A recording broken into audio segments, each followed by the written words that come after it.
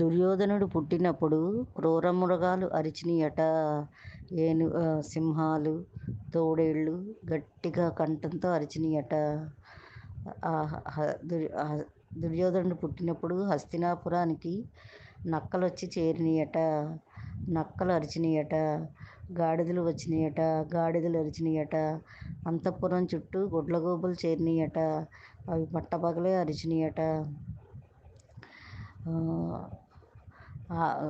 ఈ దుర్యోధనుడు పుట్టినప్పుడు ఆకాశంలో మేఘాలు లేవట, సూర్యుడు లేడట.